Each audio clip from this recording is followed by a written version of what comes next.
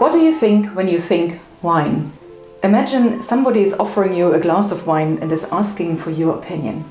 It starts in a fruity way, continues with love potions and drinking songs, adds a few juicy notes about Bacchus, creates exuberance and ecstasy, invokes the autumn sun and grape harvest, and has a tipsy ending.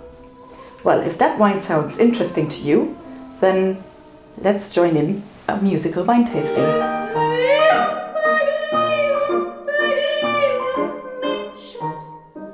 This lady had a few glasses too many of lovely wine, but she doesn't want to be told about it. No wonder, because she will have to marry a total stranger anytime soon in this opera. Shh.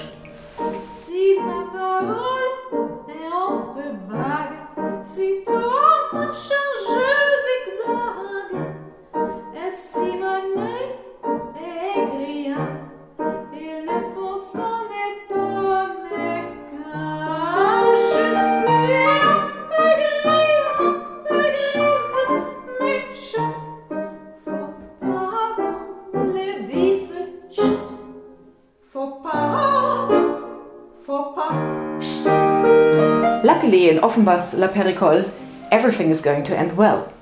But often with famous drink songs and operas, there are disguised farewells or love potions going wrong, despite their jolly tone.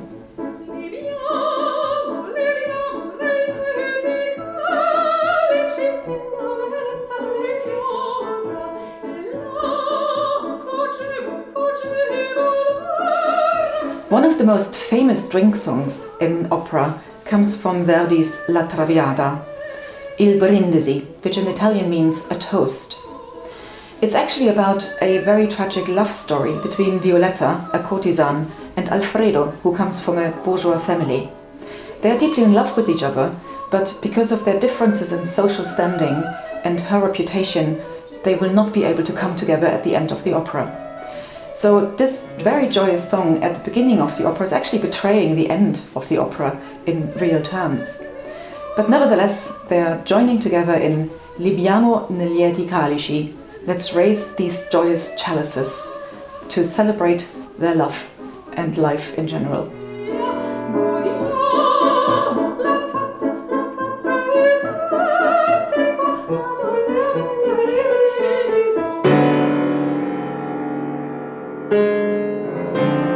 Much of the plot of Wagner's opera Tristan und Isolde revolves around a love potion. A potion, in fact, which hovers ambiguously between being poisonous, a death potion, and a potion which causes you to fall eternally in love. If you can find any parallels between this and the effects of alcohol, I leave it entirely to your imagination.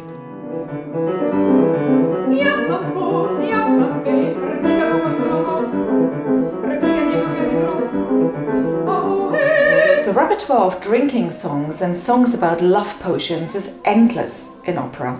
We could probably fill several evenings with drinking songs, but there are so many other interesting things to talk about when you think wine. Dionysus, or Bacchus as the Romans would say, is the god of wine and winemaking, fertility and original madness. Well, that sounds like a very interesting job description, but rather than him just being the god of drunkenness, the Greek religion of Dionysus was actually focusing on responsible wine consumption and easing suffering with it and bringing joy.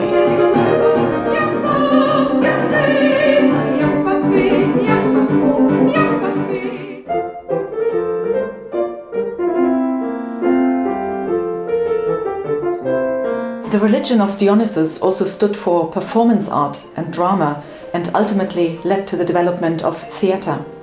This is where the Bacchanalia come from, the festivals of Bacchus, which were celebrated in Rome.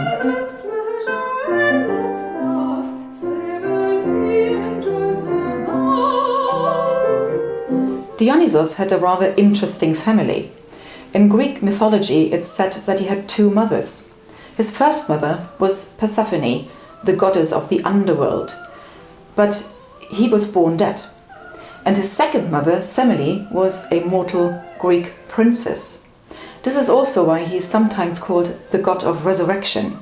His father, though, was always Jupiter, who seemed to have fathered most of the inhabitants of Olympus.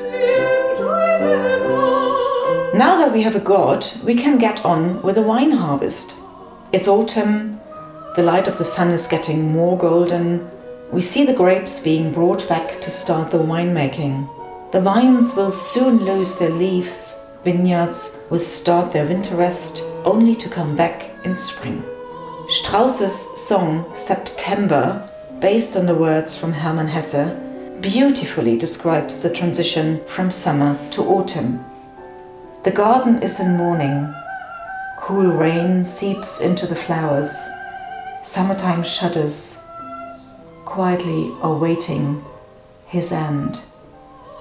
Golden leaf after leaf fall from the tall acacia tree. Summer smiles, astonished and feeble, at his dying dream of a garden.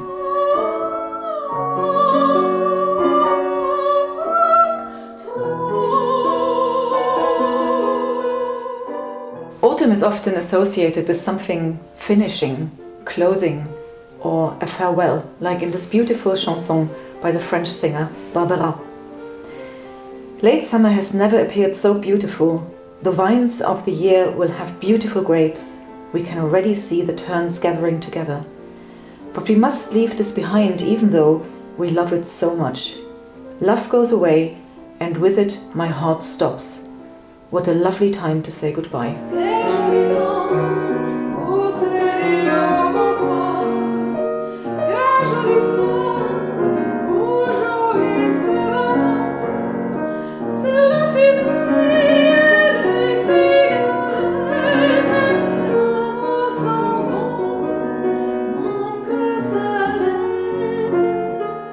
Europe has a large number of beautiful wine regions with interesting grapes and refined wines. We already had some music from Italy, France and England, so we thought we make Spain and Germany join into this wine tasting. And here we go, La Puerta del Vino.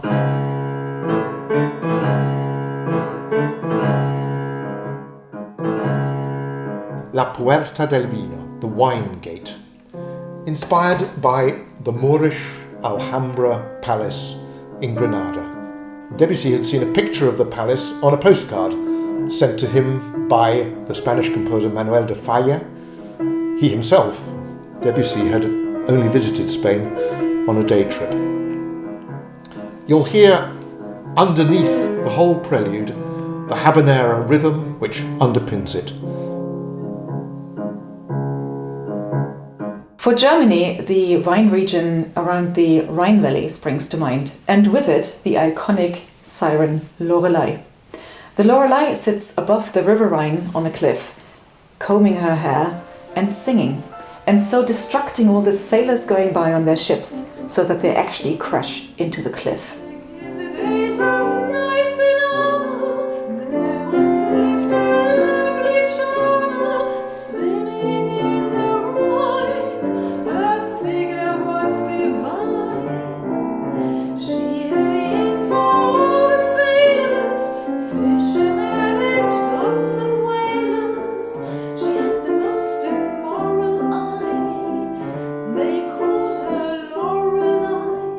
We hope you really enjoyed our musical wine tasting.